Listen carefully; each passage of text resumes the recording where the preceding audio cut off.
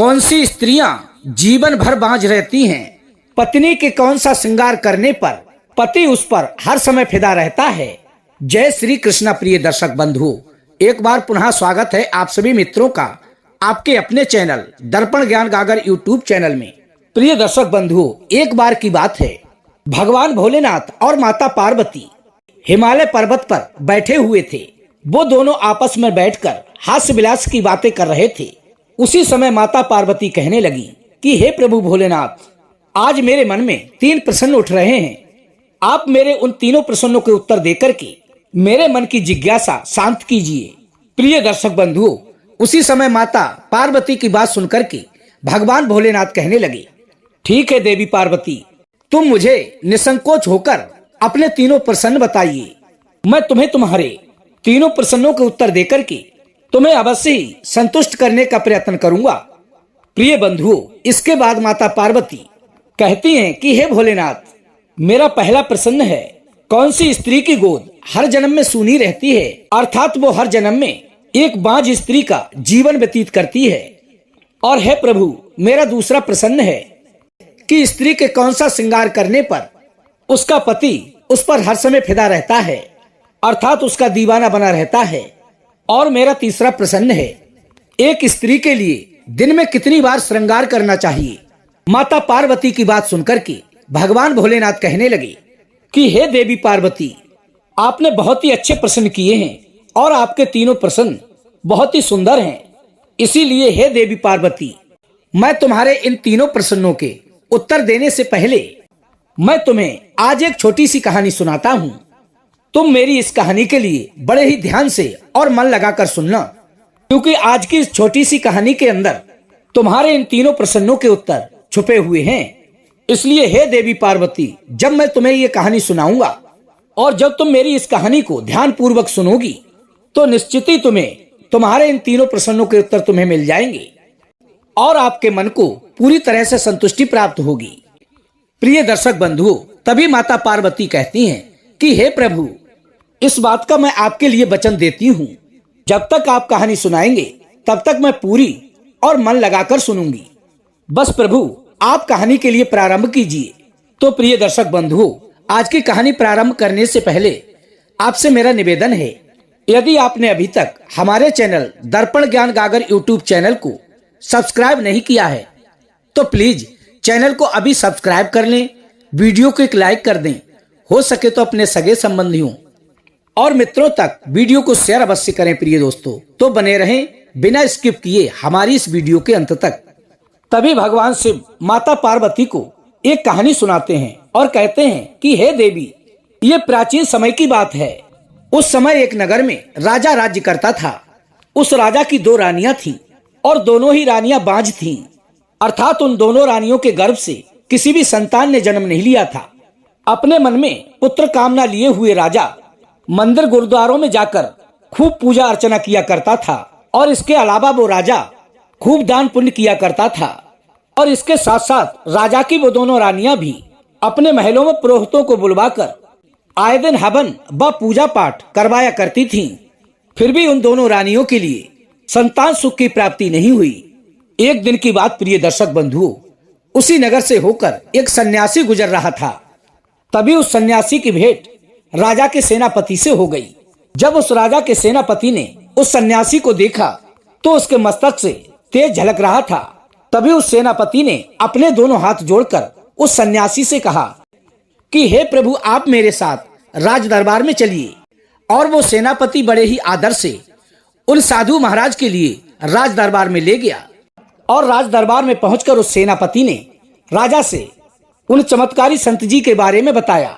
प्रिय बंधुओं, भगवान भोलेनाथ माता पार्वती को समझाते हुए कहते हैं कि हे देवी पार्वती, वही सन्यासी महात्मा जब राजा के महल में पहुंचा, ऐसे ही वो साधु महाराज उस राजा के राज दरबार में पहुंचे और राजा के सेनापति ने उस साधु महाराज के बारे में अपने राजा को बताया। तो राजा ने तत्काल ही अपने नौकर चाकरों को और अपनी रानी को आदेश दिया कि इन साधु महाराज की खातिर तवज्जो में, आदर सत्कार में कोई भी कमी ना रह जाए, इस कदर इनकी सेवा सत्कार की जाए। हो सकता है इन्हीं साधु महाराज की कृपा से हमारे घर में किसी संतान की प्राप्ति हो जाए। और मैं जो निर्वंशता का जीवन व्यतीत कर रहा हूँ उससे मुझे छुटकारा मिल जाए। प्रिय बंधु, राजा की बात सुनते ही राजा की बड़ी रानी तुरंत ही तैयार हो गई और उन संत जी के लिए अपने साथ महल में बुला कर ले गई और एक सुंदर सा आसन बिछाकर उस पर उन संत जी के लिए विराजमान किया और कुछ समय पश्चात बड़े ही सुंदर से भोजन बनाए और बड़े ही प्रेम व आदर के साथ उन संत जी के लिए भोजन कराया। प्रिय बंधुओं, इसी के विपरीत जब राजा की छोटी रानी उन संत जी के फटे हुए वस्त्रों को देखती है तो वो रानी उन संत जी के पास बिल्कुल भी नहीं भटकती है और ना ही उनका सेवा सत्कार करती है, क्योंकि प्रिय बंधुओं, राजा की उस छोटी रानी के लिए अपने रूप व यौवन पर बड़ा ही घमंड था। वहीं पर राजा की बड़ी रानी अपने पति को प्रसन्न करने के लिए हमेशा 16 श्रृंगार किया करती थी और इसके साथ साथ समर्पण भाव से अपने पति की सेवा किया करती थी। वो किसी अन्य की संतान को देखकर बड़ी ही प्रसन्न होती थी। किसी की संतान को देखकर उसके अंदर ईर्ष्या का कोई भी भाव उत्पन्न नहीं होता था। भगवान भोलेनाथ कहते हैं कि हे देवी पार्वती, इस प्रकार उस राजा की बड़ी रानी ने उन चमत्कारी संत जी का खूब आदर सम्मान किया और वो संत जी राजा के राजमहल में कई दिन तक रुके। लेकिन कुछ दिनों के बाद जब वे वहां से जाने को तैयार हो गए तो जाने से पहले उन सन्यासी महात्मा जी ने बड़ी रानी के लिए ढेर सारा आशीर्वाद दिया और रानी से कहा कि हे रानी, बहुत ही जल्दी तुम्हारे महल में बच्चों की किलकारियां गूंजेंगी। अब वो बड़ी रानी उन सन्यासी जी का आशीर्वाद पाकर के मन ही मन बड़ी ही प्रसन्न होती है। और प्रिय दर्शक बंधुओं, कुछ समय पश्चात वो बड़ी रानी गर्भवती हो जाती है।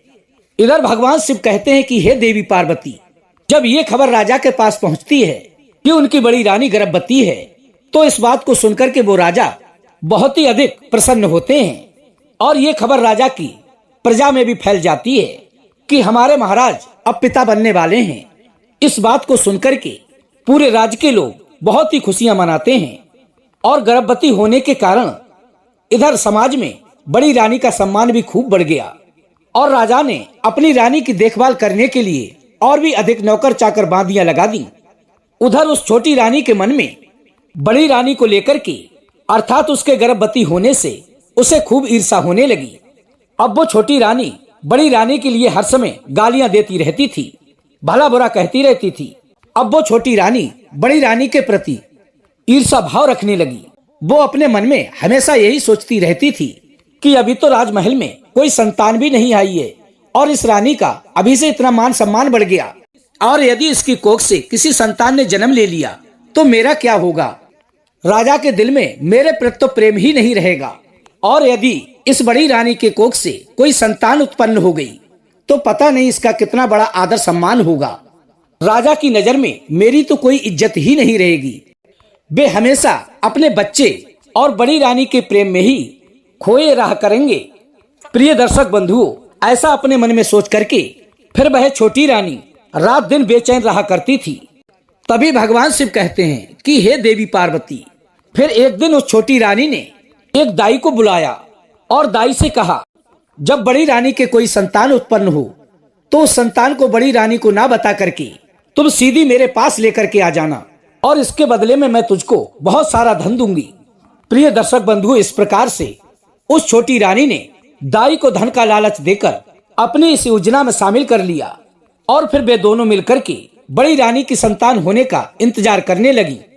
प्रिय दर्शक बंधु, जैसे ही रानी का प्रसव समय प्रारंभ हुआ तो उसके गर्भ से एक पुत्र व पुत्री ने जन्म लिया और फिर उस राजमहल की दाई ने उन दोनों बच्चों के लिए एक टोकरी में रख लिया और सभी की नजर बचाकर उन दोनों बच्चों को ले जाकर छोटी रानी को दे दिया और उन बच्चों के बदले में छोटी रानी से दाई ने बहुत सारा धन लिया और बड़ी रानी के पास ले जाकर उस दाई ने 2 बड़े से पत्थर रख दिए और जब बड़ी रानी होश में आई तो उसको बता दिया कि तुम्हारी कोख से कंकड़ पत्थर पैदा हुए हैं।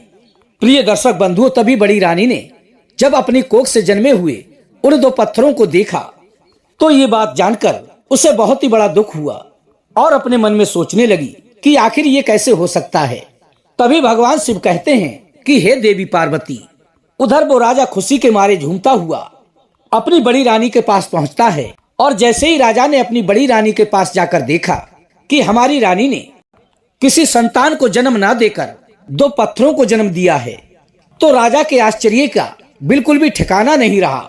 राजा वहीं पर खड़ा हो गया और दाई से कहने लगा कि हे दाई, कि आखिर ऐसी कौन सी बात है जो कि मेरी रानी के गर्भ से 2 पत्थरों ने जन्म लिया है। तभी वो दासी कहने लगी कि हे महाराज, ये तो विधाता की लीला है, उन्हें जो मंजूर होता है वही करते हैं, इसीलिए आपकी रानी के गर्भ से 2 पत्थरों ने जन्म लिया है, ना कि पुत्रों ने। अब उस दाई के मुख से ये बात सुनने के बाद राजा को बड़ा ही क्रोध आया। प्रिय दर्शक बंधुओं, अपनी बड़ी रानी की कोख से दाई के मुख से 2 पत्थरों को जन्म देने की बात सुनकर उस राजा को बड़ा ही क्रोध आया। उसने तुरंत ही सैनिकों को व दासियों को आदेश दिया कि हमारी बड़ी रानी का प्रसव समय समाप्त होने के बाद, अर्थात प्रसव क्रिया से मुक्त होने के बाद इसको तुरंत ही बंदी गृह में डाल दिया जाए, क्योंकि इसने संतान को जन्म ना देकर 2 पत्थरों को जन्म दिया है। इससे हमारे दिल के लिए बहुत ही ठेस पहुंची है और इस बात से ये तो साफ जाहिर है अब समाज में भी हमारी बहुत बड़ी बेइज्जती होगी। अब तो प्रिय दर्शक बंधुओं, पूरे राजमहल में ये बात आग की तरह फैल गई कि बड़ी रानी ने किसी संतान को जन्म ना देकर कंकड़ और पत्थरों को जन्म दिया है। इस प्रकार प्रिय दर्शक बंधुओं, उस छोटी रानी की कुटिल चाल कामयाब हो गई। माता पार्वती को समझाते हुए भगवान भोलेनाथ कहते हैं कि हे देवी पार्वती। उधर तुरंत ही प्रिय दर्शक बंधुओं, उस छोटी रानी ने 2 चौकीदारों को बुलाया और उनको टोकरी देते हुए कहा कि इसमें 2 छोटे छोटे बच्चे हैं और इन बच्चों को जंगल में ले जाकर मार डालो।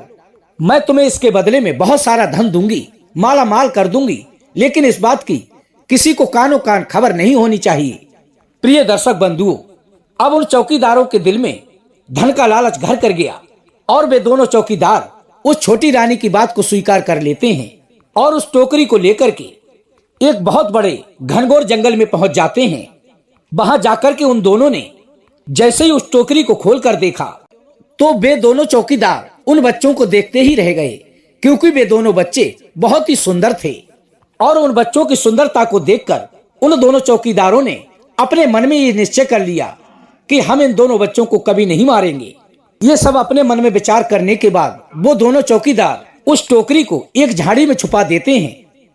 इसके बाद प्रिय दर्शक बंधुओं, वो दोनों चौकीदार उन बच्चों को ना मारकर जीवित छोड़कर उस टोकरी को एक झाड़ी में छुपा देते हैं और महल में वापस आकर छोटी रानी को बता देते हैं कि हमने उन दोनों बच्चों को जान से मार दिया है। प्रिय बंधुओं, उन चौकीदारों के मुख से ये बात सुनकर के अब तो उस छोटी रानी की खुशी का कोई ठिकाना नहीं रहा। प्रिय दर्शक बंधुओं, पहले तो राजा ने अपनी बड़ी रानी के लिए उन 2 पत्थरों को जन्म देने के कारण जेल में डालने का आदेश दे दिया, लेकिन फिर बाद में उस राजा का हृदय पसीजा और उसने वो अपना आदेश वापस ले लिया। उसको जेल से निकालकर महलों में रहने की आज्ञा दे दी। अब तो वो राजा की बड़ी रानी प्रतिदिन और भी अधिक पूजा पाठ करने लगी। वो जंगल में सैनिकों को भेजकर अपनी पूजा पाठ के लिए सुंदर सुंदर पुष्प मंगाया करती थी। प्रिय दर्शक बंधुओं, जब एक दिन राजा की बड़ी रानी ने 2 सैनिकों के लिए भगवान की पूजा के वास्ते पुष्प लाने को कहा, तो उन सैनिकों के लिए आसपास कहीं भी पुष्प नहीं मिले। वो सिपाही फूल ढूंढते हुए जंगल की ओर निकल गए। तभी उन सिपाहियों ने जंगल में जाकर के देखा, एक हरे भरे वृक्ष पर बड़े ही सुंदर 2 चंपा के फूल लगे हुए हैं। वहीं पर चंपा और बांस के झाड़ पास पास में उगे हुए थे और जैसे ही वो सिपाही उस फूल को तोड़ने के लिए चंपा के वृक्ष के पास पहुंचे तो उन चंपा के फूलों ने राजा के सिपाहियों को देख करके बांस से कहा कि हे बांस भाई, राजा का सिपाही फूल तोड़ने आया है। तो बांस ने जवाब दिया कि हे बहन, तू एक काम कर, तू एकदम जल्दी से ऊंची हो जा, जिसके कारण ये सिपाही तेरे फूल नहीं तोड़ सकेगा। फिर वो अपने बांस भाई की बात सुनकर के चंपा जो थी वो एकदम से ऊंची हो गई। प्रिय दर्शक बंधुओं, जब राजा के सिपाही ऐसा नजारा देखते हैं और उस चंपा के फूल को नहीं तोड़ पाते हैं तो वे बड़े आश्चर्य में पड़ जाते हैं और अपने मन में सोचने लगते हैं कि आखिर ये ऐसा कैसे हो सकता है कि अभी तो ये चंपा का पुष्प बिल्कुल नीचे था, अब ये ऊंचा कैसे हो गया। प्रिय दर्शक बंधु, तभी वो दोनों सिपाही घबरा कर वापस लौट गए और अपने सेनापति को जाकर के सारी कहानी कह सुनाई। लेकिन उन सिपाहियों की बात पर उस सेनापति ने बिल्कुल भी विश्वास नहीं किया और कहने लगा कि हे सैनिकों, कि आखिर तुम कैसी बेवकूफी की बातें कर रहे हो। तभी उन सिपाहियों ने कहा कि हे सेनापति जी, यदि आपको हमारी बात पर विश्वास नहीं है तो आप कृपा करके हमारे साथ जंगल में चलिए और एक बार चल करके आप स्वयं अपनी आंखों से देख लीजिए कि जैसे ही हम उस चंपा के पुष्प को तोड़ने के लिए उसके नजदीक पहुंचते हैं तो वो और ऊंचा हो जाता है। इधर भगवान शिव माता पार्वती को समझाते हुए कहते हैं कि हे देवी पार्वती। फिर उन दोनों सैनिकों की बात सुनकर के वो सेनापति अपने सैनिकों के साथ वहीं पर पहुंच जाता है। जैसे ही वे दोनों सैनिक और सेनापति उस चंपा के वृक्ष के पास पहुंचे, तभी वो चंपा के फूल फिर से उस बांस से कहने लगे कि हे बांस भाई, राजा के वे दोनों सैनिक और साथ में सेनापति पुष्प तोड़ने आए हैं। तो वह बांस कहने लगा कि हे बहन, तू फिर से अपना आकार बढ़ाकर ऊंची हो जा। यदि तुम ऐसा कर लेती हो तो ये राजा का सेनापति व सैनिक तुम तक नहीं पहुंच पाएंगे। प्रिय बंधुओं, तभी अपने भाई बांस की बात सुनकर के वो चंपा का वृक्ष फिर से ऊंचा हो गया। ऐसे नजारे को देख करके वो सेनापति एकदम से दंग रह गया और सैनिकों से कहने लगा, तुम बिल्कुल ठीक कह रहे थे, तुम्हारी बात बिल्कुल सत्य है। ये वृक्ष तो वास्तव में बहुत ऊंचा हो गया, अभी अभी तो ये नीचा था।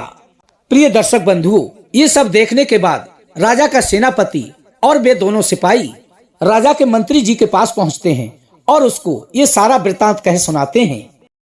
सेनापति की बात सुनने के बाद राजा का मंत्री उसी जंगल में जाकर चंपा और बांस के वृक्ष के पास पहुंचता है और उस फूल को तोड़ने का फिर से प्रयास करता है। लेकिन वो चंपा का फूल इतना ऊंचा हो जाता है कि उस मंत्री की भी पकड़ में नहीं आता है।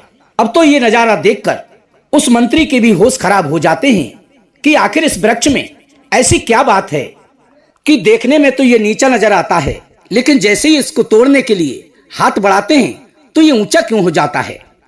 ये सब देखकर वो मंत्री बहुत ही घबराने लगा और वो मंत्री दौड़ता हुआ राजा के राज दरबार में पहुंचा। जब उस मंत्री ने जाकर के राजा के लिए चंपा के फूल के बारे में बताया तो राजा कहने लगा कि हे मंत्री, तुम ये कैसी बातें कर रहे हो, तुम हमारे राज्य के मंत्री हो और तुम्हारे मुख से ये मूर्खता भरी बातें सुनना बिल्कुल हमें पसंद नहीं है। तभी वो मंत्री राजा से कहता है कि हे राजन, यदि तुम्हें मेरी बात पर बिल्कुल भी विश्वास नहीं है तो आप इसी क्षण मेरे साथ उस जंगल में चलिए जहां पर वो चंपा का वृक्ष है, और जैसे ही उस पुष्प को कोई तोड़ने को हाथ बढ़ाता है तो वो वृक्ष ऊंचा हो जाता है और फूल को तोड़ने वाले की पकड़ से दूर हो जाता है। प्रिय दर्शक बंधुओं, उस मंत्री की बात सुनकर के राजा कहने लगा कि हे मंत्री जी, यदि तुम्हारी बात सही है तो कोई बात नहीं, मैं तुम्हारे साथ अवश्य जंगल में चलूंगा, लेकिन इसके साथ साथ हमारी छोटी रानी भी हमारे साथ चलेगी। ऐसा चमत्कार तो चल करके हमारी रानी को भी देखना चाहिए।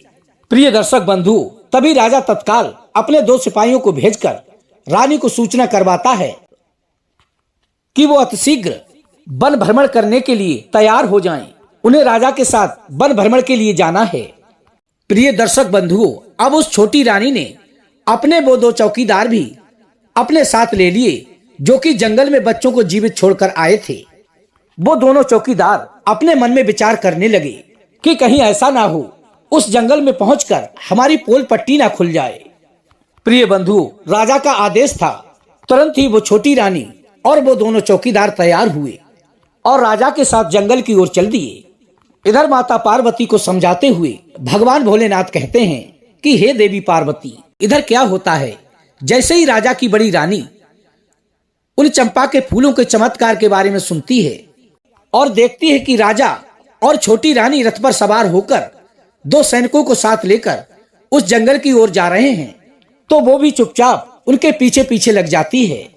प्रिय बंधु, राजा की बड़ी रानी बड़ी ही व्याकुल होते हुए उनके पीछे पीछे चली जा रही थी। उधर प्रिय दर्शक बंधु, जैसे ही राजा और छोटी रानी व राजा के सैनिक जैसे ही उस चंपा के वृक्ष के पास पहुंचे तो चंपा ने कहा कि हे भैया बांस, राजा के साथ में आज तो छोटी रानी भी फूल तोड़ने को आई है।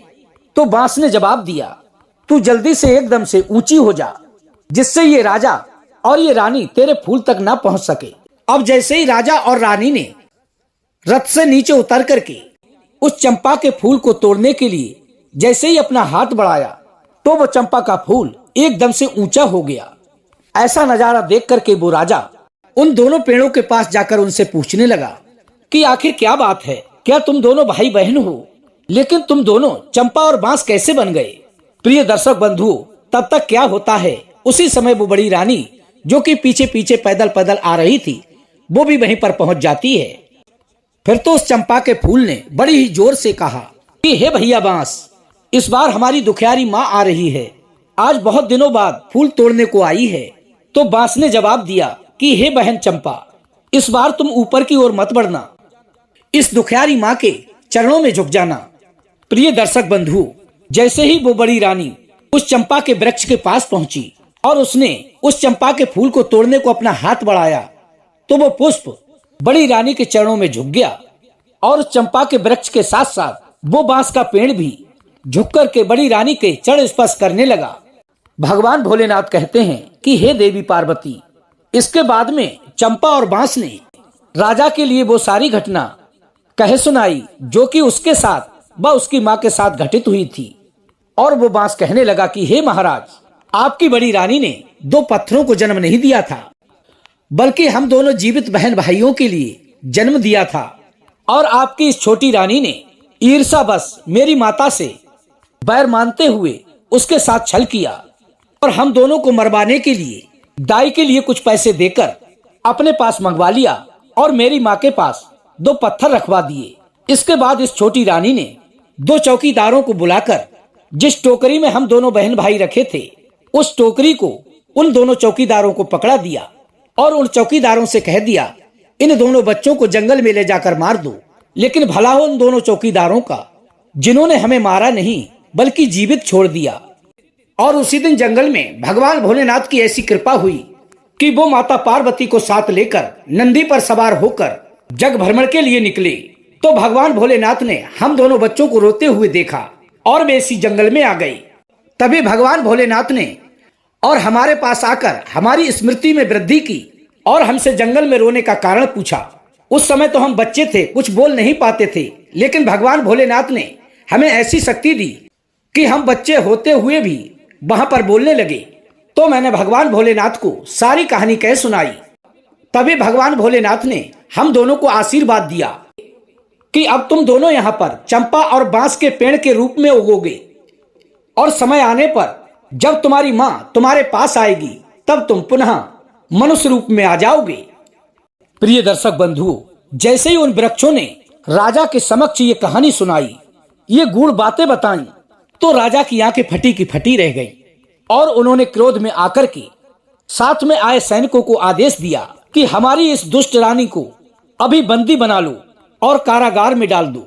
उसी क्षण प्रिय दर्शक बंधु, राजा ने अपने दोनों हाथ जोड़कर अपनी बड़ी रानी से क्षमा मांगी और कहा कि हे रानी, जाने अनजाने में भूलवश मुझसे जो भी अपराध हुआ है उसको आप क्षमा कर देना। वहीं पर राजा की बड़ी रानी दुखी मन से बांस और चंपा के वृक्षों को निहार रही थी। प्रिय दर्शक बंधुओं, अब सवाल उठता है कि ये दोनों मनुष्य कैसे बनेंगे। तभी राजा की बड़ी रानी बांस और चंपा के पेड़ों के पास जाकर उन दोनों को एक एक हाथ से पकड़कर बहुत जोर जोर से दहाड़े मारकर रोने लगी।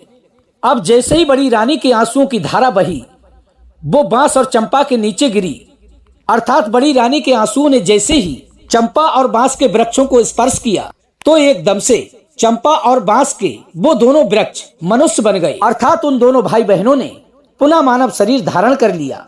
अब राजा की बड़ी रानी ने जैसे ही अपने पुत्र व पुत्री के लिए अपने समक्ष देखा तो उसने उन दोनों के लिए अपने अंक में भर लिया और उन दोनों को साथ लेकर रथ में सवार होकर राजमहल वापस लौट आए। अब तो उस राज्य में खूब खुशियां मनाई जाने लगी। बाजे गाजे से राजा का बड़ा ही स्वागत हुआ। रानी को वो सम्मान मिला जो कभी नहीं मिला था। नगर में उत्सव मनाए जाने लगे, बधाइयां बाजने लगी, हवन भंडारे होने लगे। प्रिय दर्शक बंधुओं, इस प्रकार देवी पार्वती को समझाते हुए भगवान भोलेनाथ कहते हैं कि हे देवी, तुम्हारा पहला प्रश्न था कौन सी स्त्री की गोद हर जन्म में सूनी रहती है, अर्थात वो हर जन्म में बांझ रहती है। तो इस बात को भली भांति समझ लो, जो स्त्री राजा की छोटी रानी की प्रवृत्ति की होती है, जिस स्त्री को दूसरे की औलाद देखकर खुशी नहीं होती है, दूसरे की संतान को देखकर उससे देश भाव रखती है, ईर्ष्या करती है, या फिर किसी स्त्री की कोख को कोसती है, या किसी की संतान के साथ में छल करती है, उसे दुख पहुंचाती है, तो हे देवी पार्वती, ऐसी स्त्री की गोद हमेशा ही सूनी रहती है, अर्थात ऐसी स्त्री जीवन भर बांझ रहती है। इसलिए किसी भी स्त्री के लिए दूसरी स्त्री की संतान के प्रति ईर्ष्या भाव नहीं रखना चाहिए।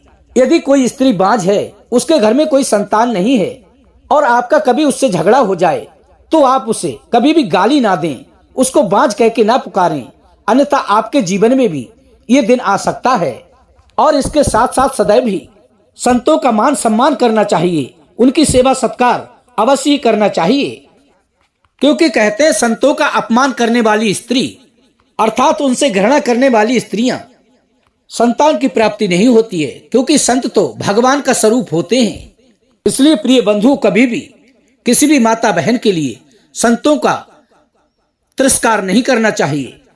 इसलिए सभी माताओं बहनों से मेरा निवेदन है, किसी माता बहन के लिए किसी संत का अपमान नहीं करना चाहिए, क्योंकि ये तो आपने अभी सुना ही है कि जिस प्रकार राजा की छोटी रानी ने उन सन्यासी महाराज का तिरस्कार किया, उनका सेवा सत्कार नहीं किया, और इसके विपरीत उधर राजा की बड़ी रानी ने संत जी का बड़ा ही मान सम्मान किया, भोजन कराया। इतना सब करने के बाद उस बड़ी रानी के लिए उन संत जी का आशीर्वाद प्राप्त हुआ, और उचित समय आने पर राजा की उस बड़ी रानी का निसंतानतापन दूर हुआ, अर्थात उसके घर में 2 सुंदर सुंदर बच्चों ने जन्म लिया। और उधर राजा की छोटी रानी ने उन संत जी का बहुत ही तिरस्कार किया, उनके पास तक नहीं गई, उनको भोजन तक नहीं कराया। इसलिए उसकी जीवन भर गोद खाली रही और ईर्ष्या की भट्टी में जलती रही। भगवान शिव कहते हैं कि हे देवी पार्वती, आपका दूसरा प्रश्न था कि स्त्री का कौन सा श्रृंगार करने पर उसका पति उस पर दिलो जान से मर मिटता है, अर्थात दीवाना बना रहता है। तो इस बात को भली भांति समझ लीजिए, तो मेरी इस बात को ठीक प्रकार से समझ लीजिए कि स्त्री का वास्तविक श्रृंगार पति को अपनी ओर आकर्षित करने वाला श्रृंगार, जिस स्त्री के हृदय में पति के प्रति सेवा भाव है, जब उसका पति बाहर से काम करके आए तो पत्नी का ये धर्म बनता है कि मुस्कुराते हुए जल का लोटा लेकर आए और उसको पानी पीने को दे। घर परिवार में क्या घटित हुआ है वो बातें उसको एकदम से ना बताए। मन में पति के प्रति प्रेम हो, सहनशीलता हो, विश्वास हो, अपने आचरण को सदैव भी उज्जवल रखे। जो स्त्री अपने इस वास्तविक श्रृंगार को पहनती है, तो ऐसी स्त्री के लिए हर जन्म में पति का प्यार प्राप्त होता है। इस शालीन रूपी व्यवहार की वजह से व्यक्ति अपनी पत्नी का दीवाना हो जाता है। इसलिए हर स्त्री के लिए अपने उज्जवल चरित्र और पति के प्रति प्रेम भाव अवश्य बनाए रखना चाहिए। इधर भगवान शिव कहते हैं कि हे देवी पार्वती, तुम्हारा तीसरा प्रश्न था स्त्री को एक दिन में कितनी बार श्रृंगार करना चाहिए। तो स्त्री के लिए कुछ श्रृंगार ऐसे हैं जो हर समय करने चाहिए, जो कि एक सुहागिन स्त्री के आभूषण हुआ करते हैं, और वो श्रृंगार पति के घर के लिए स्वर्ग बना देते हैं। नंबर 1, पति के प्रति वफादारी का श्रृंगार। नंबर 2, शालीनता का श्रृंगार। नंबर 3, ब्रह्मता का श्रृंगार। नंबर 4, निश्चल रहने का श्रृंगार। नंबर 5, चेहरे पर मोहनी मुस्कान का श्रृंगार। हे देवी पार्वती, जो स्त्री अपने चेहरे पर इन 5 श्रृंगारों को हर समय सजाए रखती है, अर्थात अपने जीवन में हर समय धारण करके रखती है, वो अपने पति का समाज में मान सम्मान सदैव भी बनाए रखती है, और उसका पति समाज में, संसार में, दुनिया में सबसे बड़ा धनवान हो जाता है। उससे बड़ा कोई धनवान नहीं हो सकता जिसकी स्त्री के अंदर ये सारे गुण मौजूद हों। मैं तो यही कहना चाहूंगा प्रिय दर्शक बंधु, संसार की प्रत्येक माता बहन के लिए ये श्रृंगार अपने अंदर अवश्य ही विद्यमान रखने चाहिए। तो कैसी लगी प्रिय दर्शक बंधु आज की हमारी ये कहानी? यदि वीडियो पसंद आई हो तो वीडियो को लाइक कर देना, चैनल को सब्सक्राइब कर देना, हो सके तो अपने सगे संबंधियों और मित्रों तक वीडियो को शेयर अवश्य करना। प्रिय दोस्तों, हम कल फिर मिलेंगे इसी प्रकार की ज्ञानवर्धक चर्चा के साथ। इसी के साथ प्रिय दोस्तों, राधे राधे, जय श्री कृष्णा।